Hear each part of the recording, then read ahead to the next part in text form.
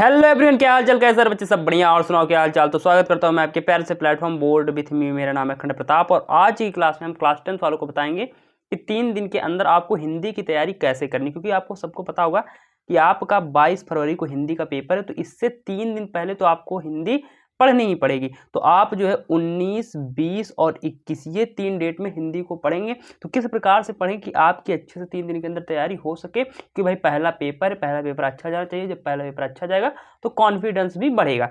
तो बहुत सारे बच्चे ये करते हैं भाई क्या कि वो क्या करते हैं, किसी के वीडियो से तैयारी करते हैं। तो मेरे भाई, आपको सबसे पहले अगर आप किसी के वीडियो से तैयारी कर रहे हैं हिंदी की, तो आप उसको छोड़ दीजिए, क्योंकि ये बहुत ही गलत मेथड है।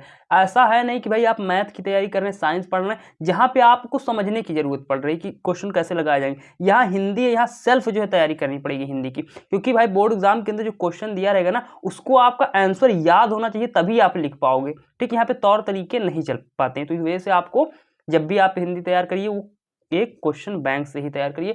चाहे जो आपके पास जो भी क्वेश्चन बैंक हो उससे आप तैयारी कर सकते हैं। हाँ, वीडियोज का भी इस्तेमाल कर सकते हैं, लेकिन जहां जरूरत पड़ती है वहां। अभी बताऊंगा कि कहां पे आपको वीडियो का इस्तेमाल करना है। तो सबसे पहले 20 MCQ क्वेश्चन आते हैं। सबसे पहले इनको देख लेते हैं किस प्रकार तैयारी करनी, क्योंकि भाई 20 MCQ क्वेश्चन है, ये गलत नहीं होने चाहिए।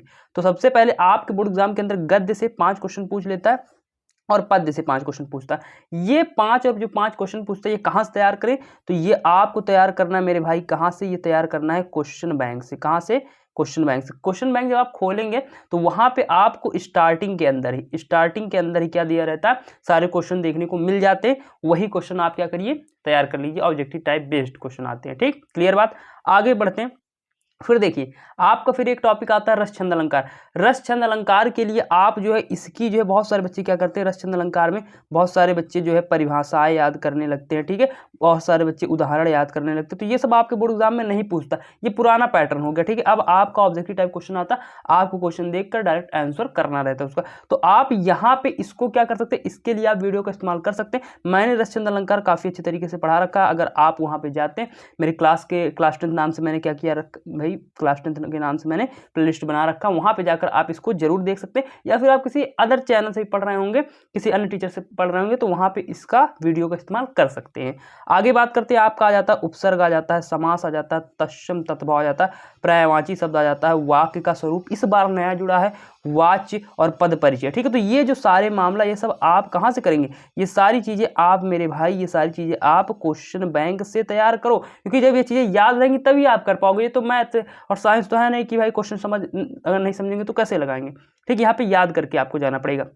तो आप उपसर्ग हो गया, समास, ये सारी चीजें आप तैयार कर लीजिए। ठीक है, तो ये सारी चीजें कैसे तैयार करना, जैसे कि उपसर्ग, समास, तत्सम तत्व, ये सारी चीजें मतलब वो क्वेश्चन आप तैयार करिए जो मेरे भाई 2019 से लेकर आए हुए हैं। मतलब कि आपके जब क्वेश्चन बैंक आप खोलेंगे तो वहां पे आपका जैसे क्वेश्चन कोई दिया है, वहां पे उसके बगल में ये जो डेट मेंशन रहेगी कि ये 2019 का क्वेश्चन है, या 2020 का क्वेश्चन है, या 2022 का क्वेश्चन है, या 2023 का। मतलब जो क्वेश्चन 3 से 4 बार रिपीटेड है, जो क्वेश्चन 4 टाइम्स क्या है, रिपीटेड है, वही क्वेश्चन आप क्या करिएगा, उन्हीं को क्वेश्चन बैंक से तैयार करके जाइएगा। आपको बोर्ड एग्जाम में डैम श्योर वही क्वेश्चन आएंगे।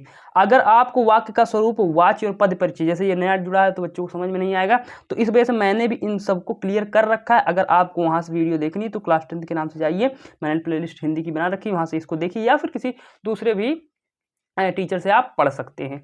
उसके बाद आप जो है क्वेश्चन बैंक का इस्तेमाल कर लीजिएगा कॉन्सेप्ट पढ़ने के बाद। आगे बढ़ते इसी प्रकार से। अब आ जाते हैं मेरे भाई थ्योरी। अब ये तो 20 नंबर हो गया भाई MCQ का मामला डन।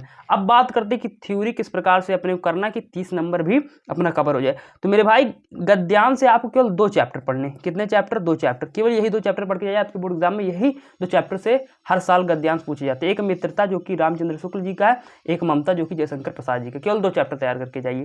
क्लियर बात। आगे बात करते हैं पद्यांश। पद्यांश में देखिए, गद्यांश में आप ये 2 चैप्टर कहां से तैयार करेंगे? ये 2 चैप्टर आपको मैंने पहले ही बता दिया कहां से तैयार करेंगे, क्वेश्चन बैंक से तैयार करेंगे। केवल आप जैसे संदर्भ लिखने का एक आइडिया देख सकते हैं कि संदर्भ कैसे लिखा जाता है गद्यांश के लिए, पद्यांश के लिए, संस्कृत गद्यांश, संस्कृत पद्यांश। तो मैंने जो क्या किया मेरे भाई, मैंने एक वीडियो बना रखी है, वहां से आप संदर्भ कैसे लिखा जाता है देख सकते हैं, या फिर किसी भी अन्य टीचर का भी फॉलो कर सकते हैं। बाकी इसके जो गद्यांश करना है, जो क्वेश्चन, वो केवल 2 चैप्टर के आपको करने, क्वेश्चन बैंक से करने।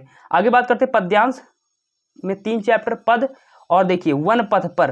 तुलसीदास जी के 2 चैप्टर, एक आ जाता है धनुष भंग, एक आ जाता है वन पथ पर। तो धनुष भंग वाला चैप्टर नहीं पढ़ना, वहाँ से क्वेश्चन नहीं आते। वन पथ पर वाला चैप्टर पढ़िए और सवैया रसखान जी का। तो ये 3 चैप्टर तैयार करिए। फिर से कहाँ से, फिर से मेरे भाई कहाँ से तैयार करना है आपको, क्वेश्चन बैंक से। जो भी आपके पास जो भी क्वेश्चन बैंक हो वहाँ से आप इसको तैयार कर लीजिए। आगे बात करते हैं खंड काव्य। खंड काव्य जो भी आपके जिले में जो भी खंड काव्य लगता होगा उस खंड काव्य को तैयार करिए। लेकिन बहुत सारे बच्चे खंड काव्य के अंदर क्या करते हैं, एक क्वेश्चन पूछता है मेरे भाई कथासार से, ठीक है, कथासार से पूछता है क्वेश्चन, जिसमें कि आपको सर्ग वगैरह लिखना रहता है। तो वो सारे क्वेश्चन मत पढ़िए, उन क्वेश्चनों को मत पढ़िए। आपको बोर्ड एग्जाम के अंदर चरित्र चित्रण वाला क्वेश्चन आता है, आप केवल उसको तैयार करके जाइए। चरित्र चित्रण जो है काफी अच्छा होता है, आप जो 1-2 बार पढ़ेंगे आपको क्लियर हो जाएगा। ठीक, कहाँ से पढ़ना, क्वेश्चन बैंक से तैयारी करनी है। आगे बात करते हैं मेरे भाई जीवन परिचय। जीवन परिचय कहाँ से पढ़ना, जीवन परिचय 2 आपके बोर्ड एग्जाम के अंदर आता है, गद्य से पद्य से। तो जीवन परिचय में केवल आप आचार्य रामचंद्र शुक्ल का और जयशंकर प्रसाद का, ये 2 लोगों का जीवन परिचय गद्य से पढ़ लीजिए। पद्य से सूरदास, तुलसीदास और महादेवी वर्मा का आप जो है ये पद्य से जीवन परिचय, 3 जीवन परिचय तैयार कर लीजिएगा। आपका काम बन जाएगा। आपके बोर्ड एग्जाम में यहीं से क्वेश्चन आएंगे। अगर आपको ऐसा लगता है कि पता नहीं यहाँ से क्वेश्चन आते हैं कि नहीं आते, तो प्रीवियस ईयर क्वेश्चन आप उठाएंगे तो उसमें जो है हर साल प्रत्येक सेट में इन सब का जीवन परिचय देखने को आपको मिलेगा। चलिए आगे बढ़ते हैं। इसी प्रकार से मेरे भाई संस्कृत गद्यांश में आप केवल 2 चैप्टर पढ़ना, एक वाराणसी चैप्टर, एक भारतीय संस्कृत। यही 2 चैप्टर पढ़ के जाइए, आपके बोर्ड एग्जाम में यहीं से आपके संस्कृत गद्यांश बनेंगे। बेसिकली यहाँ पे जो है क्वेश्चन बैंक का उपयोग करना है, क्वेश्चन बैंक में जो भी दिया है उसी से तैयारी करनी। जैसे संस्कृत गद्यांश संदर्भ कैसे लिखना, उसके लिए आप किसी भी वीडियो का इस्तेमाल कर सकते हैं। संस्कृत पद्यांश से आपको ये 3 चैप्टर, अब बहुत सारे बच्चे कहेंगे आपने तो गद्यांश से केवल 2 चैप्टर बताया, अब यहाँ पे आप 3 चैप्टर बता रहे। मेरे भाई जब आप क्वेश्चन बैंक को खोलोगे ना, मैंने जो है मैं स्पेशली जो है मैं विद्या क्वेश्चन बैंक को लेकर चलता हूं, तो विद्या क्वेश्चन बैंक में जब आप खोलते हैं तो देखते हैं कि उसके अंदर इन 3 चैप्टर से आपको 4 पैसेज केवल पढ़ने, कितने पढ़ने भाई, 4 पैसेज पढ़ने। तो आप जब भी, अगर आपका विद्या क्वेश्चन बैंक है या फिर कोई भी क्वेश्चन बैंक है, सब क्वेश्चन बैंक अच्छे होते हैं, तो आप जब तैयारी करेंगे तो उसमें 4 से 5 ही पैसेज देखने को मिलेगा संस्कृत पद्यांश से, वो आपका लगभग 1 घंटे 2 घंटे में तैयार हो जाएगा। क्लियर। तो इस प्रकार से आपको इन 3 चैप्टर से, देखने में तो 3 चैप्टर है लेकिन इसके अंदर कुल 4 ही पैसेज आते हैं। एक पैसेज इसमें है, एक पैसेज इसमें, शायद इसके अंदर 2 पैसेज दिया है। ठीक, तैयार कर लीजिएगा क्वेश्चन बैंक से। बाकी किसी भी टीचर के वीडियोस देखकर समझिए मत, क्योंकि भाई वो जो टीचर आपको बता रहा है उससे याद हो जा रहा है, आपको नहीं याद हो रहा है, यहाँ पे लिखना है। क्लियर बात। आगे बढ़ते, श्लोक कोई भी आप श्लोक जो है रैंडमली कोई भी श्लोक आप उठा लीजिए। क्वेश्चन बैंक के अंदर बहुत सारे श्लोक दिए रहते हैं, आपको जो ऐसा लगता है कि ये श्लोक जो है नहीं पूछ सकता, कोई 2 श्लोक तैयार कर लीजिएगा।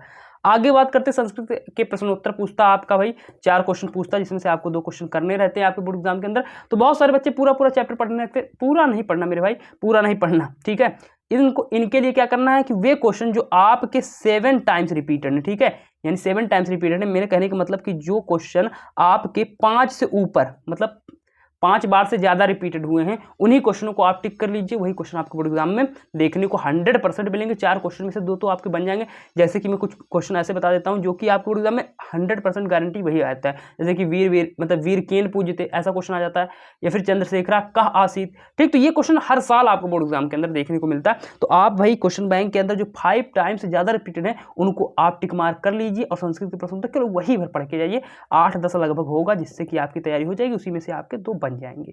आगे बात करते हैं पत्र लेखन। इस बार नया जुड़ा है, बहुत सारे बच्चे कंफ्यूज हैं कौन सा पत्र पढ़े कौन सा ना पढ़े। तो मेरे भाई आपको घबराने की बिल्कुल जरूरत नहीं। आपके बोर्ड एग्जाम के अंदर एक गंदगी से रिलेटेड क्वेश्चन, मतलब पत्र पूछेगा कि आपके गांव में, मोहल्ले में, शहर में गंदगी फैली हुई, इसको बताओ, या फिर ऋण प्राप्ति हेतु। ठीक है, तो ये 2 पत्र तैयार करके जाइए, आपके बोर्ड एग्जाम में यहाँ से एक क्वेश्चन फिक्स है। क्लियर, बहुत सारे पत्र पढ़ने की जरूरत नहीं है। आगे बढ़ते इसी प्रकार से निबंध में बहुत सारे बच्चों को ब्लंडर रहता है कि भाई कौन से निबंध पढ़े, पता नहीं कौन से निबंध आ जाएंगे कि नहीं आ जाएंगे। तो मेरे भाई मैंने लगभग क्या किया है, मैंने मेरे भाई 2020, 2022, 2023, क्योंकि 2021 में तो पेपर हुआ नहीं था, तो मैंने 3 साल के जो पेपर है उनको एनालिसिस किया, और मैंने प्रत्येक सेट में ये पाया, आपके लगभग 7 सेट होते हैं। ठीक है, एक ईयर में 7 सेट आते हैं आपके बोर्ड एग्जाम के। लगभग मैंने 21 सेट जब सॉल्व किया तो मैंने पाया कि हर सेट के अंदर लगभग यही जो 5-6, मतलब ये जो 3 निबंध है ये कॉमन है, बाकी ये 2 निबंध जो है आपके हॉट टॉपिक में होंगे, क्योंकि भाई निबंध ऐसे आते हैं जो कि करंट में चल रहा चीज़ें। तो जैसे आतंकवाद की समस्या, इसको तैयार कर लीजिए, प्रदूषण की समस्या, इसको तैयार कर लीजिए, छात्र और अनुशासन, इसको तैयार कर लीजिए। बाकी ये 2 हॉट टॉपिक है आपके बोर्ड एग्जाम में जो कि करंट में चल रहा है, जैसे कि ये चंद्रयान 3 जो मिशन हुआ था आपका, वो काफ़ी रिलेटेड रहेगा, आपके बोर्ड एग्जाम में आने की संभावना ज़्यादा रहेगी, क्योंकि भाई देश ने इतना अच्छा काम किया। तो एग्जामिनर जानना चाहे कि आप केवल मतलब किताबी ज्ञान जानते हैं कि बाहर की दुनिया से भी रूबरू हैं, तो ये आ सकता है। और एक चीज़ और, इस समय भारत में बहुत ज़्यादा महंगाई बढ़ रही, चरम सीमा पे पहुँच चुकी है, तो इस वजह से महंगाई पे भी क्वेश्चन आ सकता है। ठीक, तो इस प्रकार से आपके बोर्ड एग्जाम के अंदर क्वेश्चन आएंगे। मेरे भाई अगर आपको क्लास अच्छी लगी होगी तो क्लास को लाइक करिएगा, एक चैनल पे नए होंगे तो चैनल को जरूर सब्सक्राइब करिएगा। Thank you.